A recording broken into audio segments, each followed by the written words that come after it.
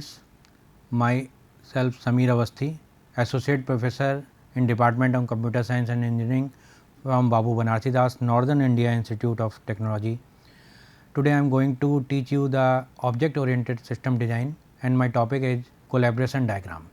The basic terms and concept using a message, polymorphism in collaboration diagram and interacted message. So, first of all, what is collaboration diagrams? The collaboration diagrams is used to show the relationship between the object in a system. जो भी object बनाया जाता है उसके बीच में क्या relationship है वो डिस्क्राइब करने के लिए कोलैबोरेशन डायग्राम का यूज किया जाता है. Both the sequence and the collaboration diagrams represent the same information but different way. Instead of showing the flow of message, collaboration diagram depict the architecture of the object residing in the system as it is based on object oriented programming. तो यहाँ पे flow को हम नहीं define कर रहे हैं. Flow को डिफाइन करने की जगह हम क्या डिफाइन कर रहे हैं, हम जो बता रहे हैं कि जो आर्किटेक्चर है object oriented message object oriented programming का, वो किस तरीके से उसको डिपेक्ट करते हैं, वो उसके लिए कोलैबोरेशन डायग्राम का ज़रूरत होती है.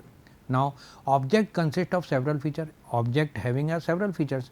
Multiple object present in a system are connected to each other.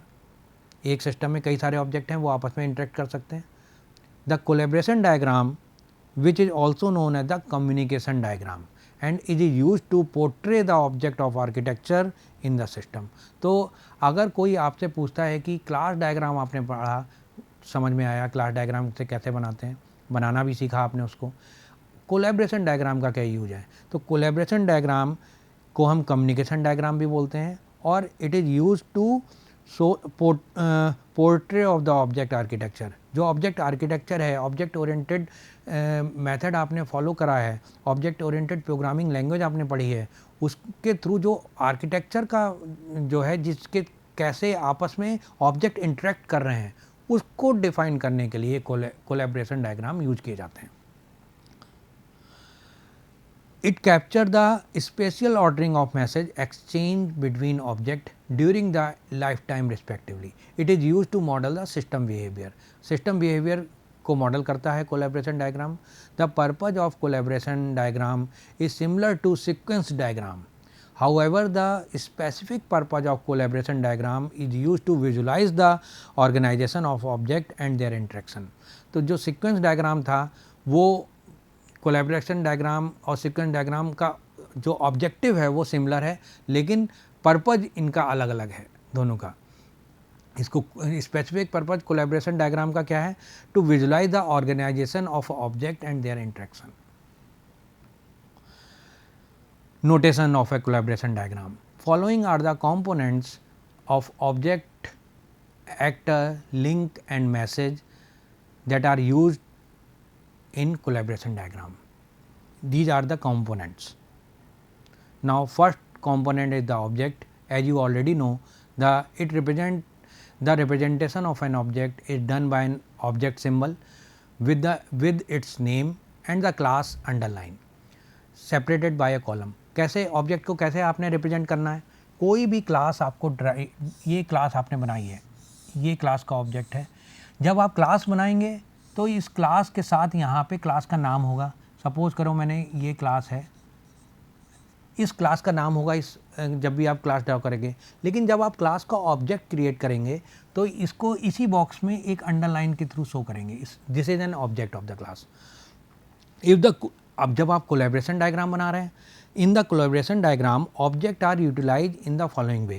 The object is represented by specifying their name and the class.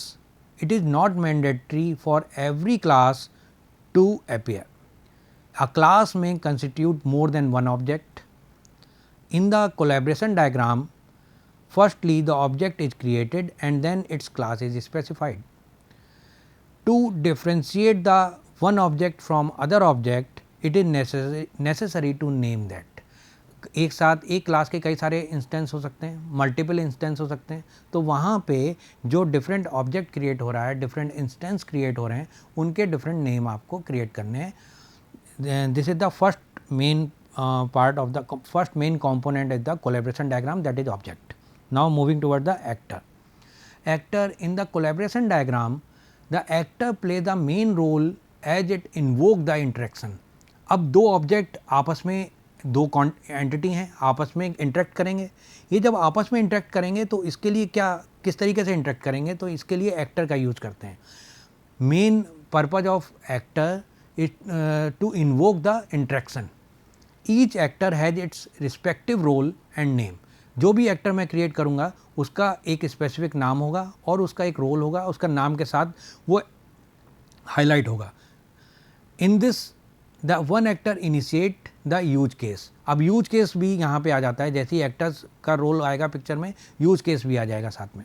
अभी मैं यूज केस बना के आपको दिखाऊंगा इसमें. Now moving toward the third component, that is link.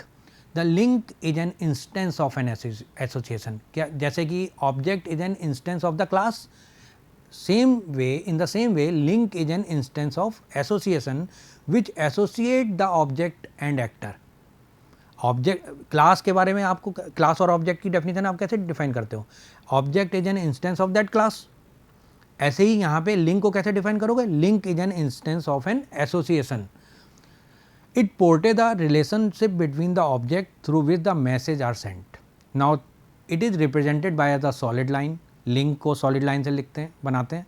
The link help an object to connect with or navigate the other object such that the message flow are attached to the link.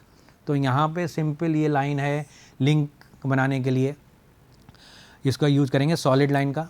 Now moving toward the fourth component, that is message. It is a communication between object which carries information and include a sequence number so that the activity may take place. It is represented by the labeled arrow which is placed near a link. Link के पास में इसको भी, message को भी बताएंगे. The message are sent from the sender to the receiver and the direction must be navigate in the particular direction.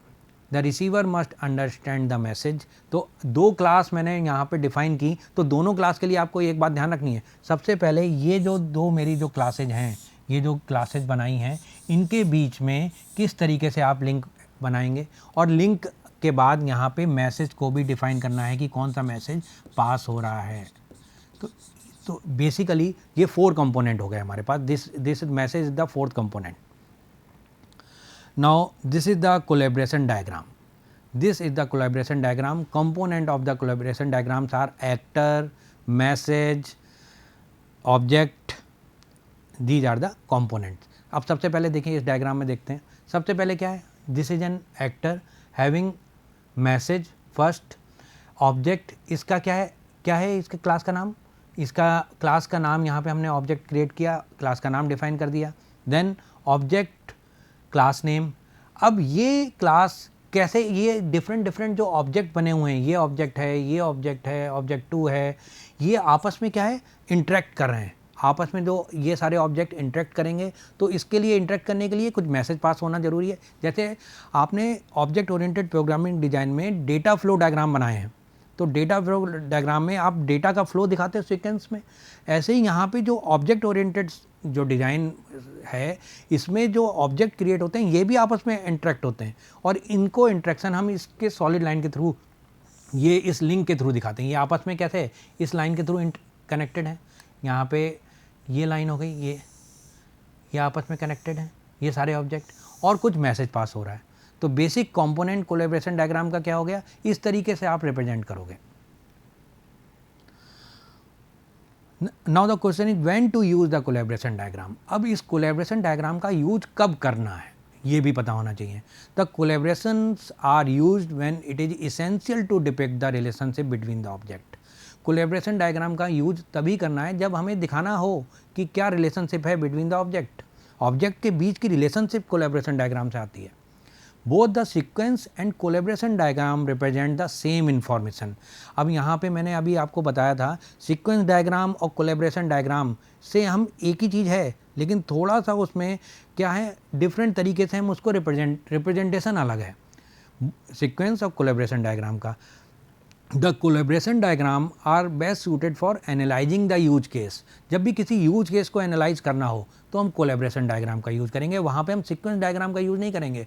Sequence में क्या होता है कि कौन से ऑब्जेक्ट किस सीक्वेंस में आपस में इंटरेक्ट कर रहे हैं, वहाँ पे सीक्वेंस इम्पॉर्टेंट है. लेकिन यहाँ पे सीक्वेंस की कोई इंपॉर्टेंस नहीं है. देखिए आप इस डायग्राम में देखिए, आपको सीक्वेंस की कोई इंपॉर्टेंस दिख रही है? कोई सीक्वेंस नहीं है. आपस में ये सारे ऑब्जेक्ट एक दूसरे से इंटरेक्ट कर रहे हैं लेकिन सीक्वेंस नहीं है. तो कोलैबोरेशन डायग्राम और सीक्वेंस डायग्राम में ये बेसिक डिफरेंस है. Now moving toward the next slide, that is use case for which the collaboration diagram is implemented. First, to model collaboration among the object or role that carry the functionality of the use case and operation. To model the mechanism inside the architectural design of the system. Third is to capture the interaction that represent the flow of message between the object and the role inside the collaboration. Fourth and last is to model different scenario within the use case or operation involving collaboration of several object and interaction. ये use case का use है. Use case को हम collaboration diagram के लिए जिसके साथ implement करने जा रहे हैं उसके लिए पांचों पॉइंट हैं. Now collaboration diagram to support the identification of object participating the use case. In the collaboration diagram, each message constitute a sequence number such that the top level message is marked as 1 and so on.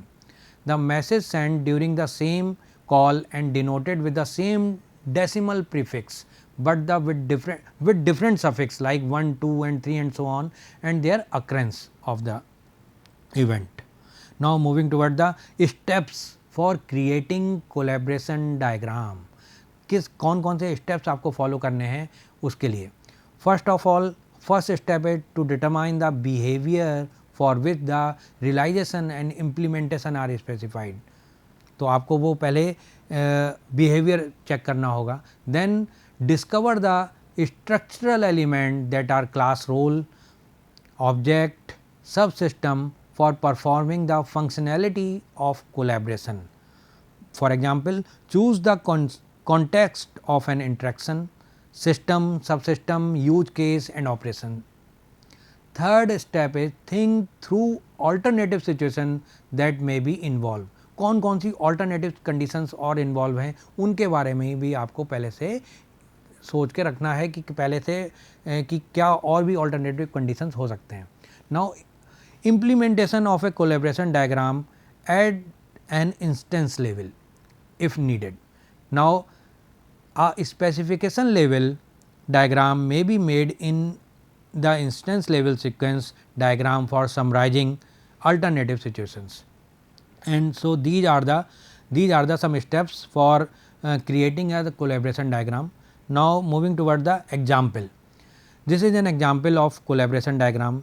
Here this is an object, user interface, window, user interface, then a chain, train chain, train, a reservation, तो एक reservation का example है. Notice conformation है, ये क्या किस तरीके से आपको करना है, डिनाई करना है, तो वो कन्फर्मेशन का है. Then these are the way we use to interact these object with the help of the message. So first of all make a reservation. आपने ये रिजर्वेशन कैसे परफॉर्म कराते हैं उसका एग्जांपल है. तो first of all you just make a reservation for moving to for a particular train. Make reservation कब हो सकता है? जब उस पर्टिकुलर ट्रेन में सीट अवेलेबल होगी. अगर सीट अवेलेबल नहीं है तो फिर रिजर्वेशन तो हो ही नहीं सकता. Then if you find the train, then train having seat, then reservation is perform. and train having no seat, अगर उसमें सीट ही नहीं बचा हुआ है तो आप रिजर्वेशन नहीं करा सकते. देन रिजर्वेशन अगर सपोज करिए उसमें सीट्स हैं तो कैसे ये सारी क्वांटिटी कैसे मैसेज पास हो रहा है. देन कंफर्मेशन मैसेज आएगा और ये आपको यहाँ पे रिजर्वेशन आपका ओके हो जाएगा. तो ये कोलैबोरेशन डायग्राम के थ्रू आपको समझाना है कि कौन से सीक्वेंस में आपने कौन से स्टेप्स को फॉलो किया है. Another example, when you use a telephone and make a call, जब आप टेलीफोन से कॉल करते हैं, मोबाइल से कॉल करते हैं, तो किस तरीके से होता है. सपोज़ करो जैसे पहले PSTN फ़ोन आते थे, लैंडलाइन फ़ोन होते थे, उसमें सबसे पहले आपने क्या किया, जो होल्ड पोजीशन पे है उसको आपने डायल टोन सबसे पहले चेक की कि डायल टोन आ रही है कि नहीं आ रही है. तो ऑफ हुक प्रोसेस हुआ, आपने रिसीवर उठाया, उसके बाद आपने चेक किया डायल टोन है कि नहीं. If dial tone exist then make a dial, आपने डायल किया. तो इफ़ डायल टोन एग्जिस्ट, सबसे पहले आपने क्या रिसीवर उठाया है, देन उसके बाद क्या है, डायल टोन चेक किया, डायल टोन एग्जिस्ट और not. If exist then dial the number, and third one is the connect. These are the between the user and the phone, interaction between, these are the interaction between user and the phone. And user ने और phone के साथ सबसे पहले अभी call connect नहीं हुआ है, कॉल कनेक्ट नहीं हुआ है. कॉल कनेक्ट होने से पहले आपने फ़ोन के साथ यूजर, एंड यूजर और फ़ोन के साथ ये बात हो रही है, and user and phone, and this is the link.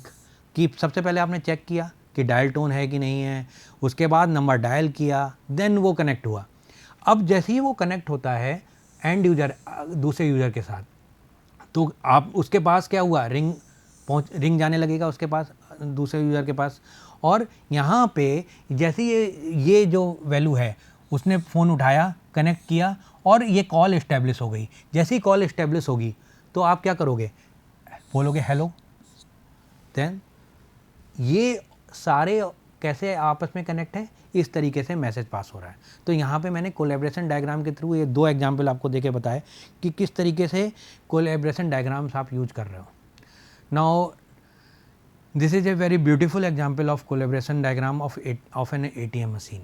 ATM machine से कैसे आप विड्रॉ करते हो, उसका ये ATM मशीन का है, and this is the withdrawal example. तो collaboration diagram for ATM machine. First of all, in this diagram we are having the different type.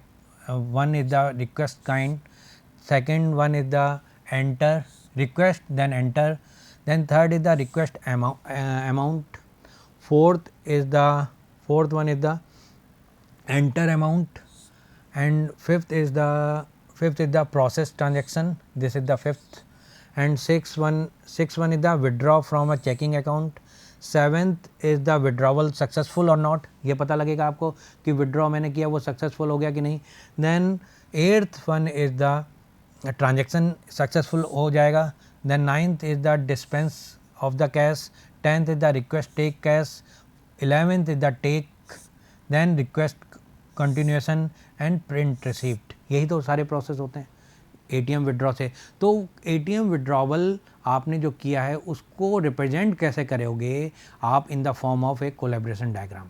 तो वहाँ पे इसके अब यहाँ पे देखो कोई भी सीक्वेंस जो है वो मैं सीक्वेंस पे ध्यान नहीं दे रहा हूँ. तो सीक्वेंस डायग्राम होता तो वहाँ पे सीक्वेंस पे लिखा होता है, यहाँ पे इंट्रैक्शन पे डिफाइन फोकस किया जा रहा है कि कौन कौन सी एंटिटी, कौन कौन से object are interact with each other, कौन से इंटरेक्ट कर रहे हैं आपस में. उस पर सीक्वेंस की बात में सीक्वेंस पे फोकस नहीं कर रहा हूँ. सीक्वेंस डायग्राम और कोलैबोरेशन डायग्राम में यही बेसिक डिफरेंस है.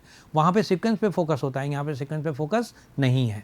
अब सबसे पहले क्या काम हुआ इस वाले डायग्राम में, देखिए सबसे पहले काम हुआ, सब ATM से आप सब लोगों ने ATM से तो पैसा सबने निकाला ही है. तो कैसे, सबसे पहला स्टेप क्या होता है, first step is the request. आपने रिक्वेस्ट प्रोसेस की. कैसे रिक्वेस्ट प्रोसेस करेंगे, inserting ATM card.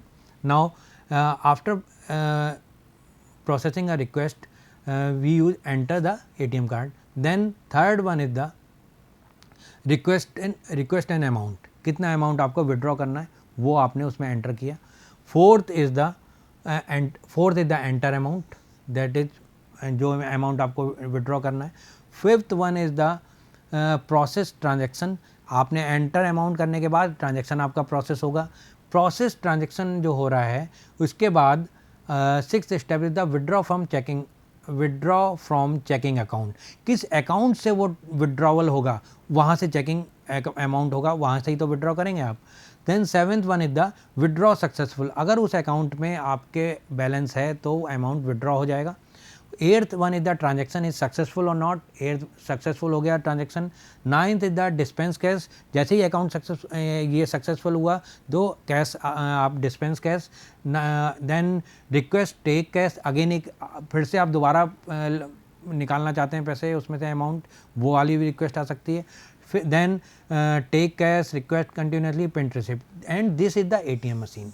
This interaction between the account and the ATM machine consists these two process. Interaction between the bank client and the ATM machine consists these three, and these are the। तो यहाँ पे देखो मैं ये diagram बना के आपको show कर रहा हूँ कि किस तरीके से कौन कौन से ऑब्जेक्ट आपस में इंटरेक्ट कर रहे हैं, कौन कौन से आपस में इंटरेक्ट कर रहे हैं। The account and the checking account consist of these two, 6 and the 7th account and checking account. These two class account and ATM machine with having these two process, and ATM machine and bank client contains these three and all these 7 process. तो इतनी process हैं, इस तरीके से collaboration diagram को आप use करोगे। लेकिन कोलैबोरेशन डायग्राम के साथ एक बात ध्यान रखना, सीक्वेंस मैटर नहीं करता। Now moving toward the again next collaboration diagram for ATM withdrawal, ये उसी तरीके से होगा जिस तरीके से अभी आपको बताया था मैंने, सेम है बिल्कुल वैसे ही जैसे सिनेरियो था। अब इसमें क्या करना है, again there are different, this is an account, this is the checking for an account number, saving account number, ATM machine is this, and bank client is this. Bank client and ATM machine, there are two different operation. In between the ATM machine and bank client, enter amount and terminate are these three operations are there. Again request kind, request amount, dispense cash, request take cash, take, request continuously, and print receipt. These are the 7 different process. ATM machine and account consist of two different process, that is process termination and transaction successful. यहाँ पे इन दोनों के बीच में ये वाले दो process होंगे, प्रोसेस या तो ट्रांजैक्शन का प्रोसेस होगा या फिर ट्रांजैक्शन सक्सेसफुल हो जाएगा। इस तरीके से ही हम यहाँ पे डिफाइन कर सकते हैं these two process. Now account and check account contain again two process, withdraw checking account and withdrawal successfully, these two. And in between the checking account and the saving account, these two operations are there. First is the withdrawal saving successfully or withdraw savings. So this is the way to make a collaboration diagram for ATM withdrawal. Now moving toward the next, benefit of collaboration diagram. क्या benefit हो सकते हैं collaboration diagram के? Collaboration diagram is also known as communication diagram. It is mainly put emphasis on the structural aspect of the interaction diagram. How lifeline are connected. तो basically ये किस पे focus करता है, emphasis करता है structural aspect of the interaction diagram. The syntax of collaboration diagram is similar to the sequence diagram. जो sequence diagram का था syntax वही रहेगा, just the difference is that the lifeline does not consist of tails. यहाँ पे sequence नहीं होगी, tales नहीं होती हैं। तो ये बात यहाँ पे मैं शुरू से बताता हुआ आ रहा हूँ, क्या डिफरेंस है सीक्वेंस डायग्राम और कोलैबोरेशन डायग्राम के बीच में। The message transmitted over sequencing is represented by numbering each individual message. The collaboration diagram is semantically weak in comparison to the sequence diagram. यहाँ पे एक लाइन इंपॉर्टेंट है benefit में जो बताई गई है कि collaboration diagram is semantically weak in comparison to the sequence diagram. Semantically weak का क्या सेंस है? सिमेंटिकली वीक का सेंस यही है कि यहाँ पे सीक्वेंस प्रोवाइड नहीं की गई, नंबरिंग नहीं की गई है कि किस सीक्वेंस में कौन सा हो रहा है. मैंने केवल आपको ऑब्जेक्ट बताए, क्लासेस बताए और कैसे इंटरेक्ट हो रहे हैं, ये कोलैबोरेशन डायग्राम के थ्रू आपको समझाया. Now moving toward the drawback of a collaboration diagram.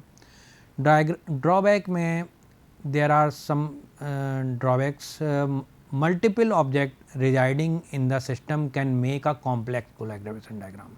तो क्या मतलब हुआ इस बात का? अगर कई सारे कोलैबोरेशन डायग्राम में कई सारे ऑब्जेक्ट आप बनाओगे तो वहाँ पे सीक्वेंसिंग तो आप कर नहीं रहे हो. जब आप सीक्वेंसिंग नहीं करोगे तो इट बिकम टीडियस, वो डिफ़िकल्ट हो सकता है. And becomes quite hard to explore the object. तो वहाँ पे थोड़ा सा आपको ये देखना है कि कई सारे ऑब्जेक्ट हों तो आप सीक्वेंस डायग्राम पे प्रेफर करो और कोलैबोरेशन डायग्राम को अवॉइड करो। Then it is time consuming diagram. जैसे आप देख रहे थे एटीएम विड्रॉवल कैसे मैंने किया, एटीएम मनी कैसे डिपिक्ट की, तो ये टाइम कंज्यूमिंग प्रोसेस है। After the program terminate the object is destroyed. यहाँ पे जैसे ही प्रोग्राम टर्मिनेट होता है ऑब्जेक्ट डिस्ट्रॉय हो जाता है। As the object state change it become difficult to keep an eye on the every single that has occurred inside the object of a system। तो basically जब प्रोग्राम टर्मिनेट होगा तो object destroy हो जाएगा, और जितने ऑब्जेक्ट ज़्यादा होंगे उतना ही डिफ़िकल्ट होगा उनको हैंडल करना जो डिस्ट्रॉय होते जा रहे हैं। तो यहाँ पे ये ड्रॉबैक हैं इस कोलैबोरेशन डायग्राम के, जिसको आपको ध्यान रखना है कि किस तरीके से हमें हैंडल करना होगा कोलैबोरेशन डायग्राम। और जहाँ तक हो सके आप सीक्वेंस डायग्राम को प्रेफर करेंगे जब तक अनलेस अनटिल ऑब्जेक्ट अगर कम है, अगर ऑब्जेक्ट कम है तो आप इसको यूज़ कर सकते हो, नो डाउट, कोई भी डिफ़िकल्टी नहीं आएगी। लेकिन ऑब्जेक्ट ज़्यादा है तो आपको सीक्वेंस डायग्राम को प्रेफर करना होगा।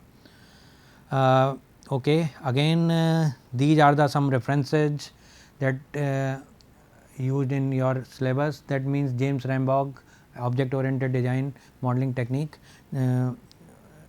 and okay, hopefully आपको ये sequence diagram collaboration diagram clear हुआ होगा। Thank you so much, thank you very much.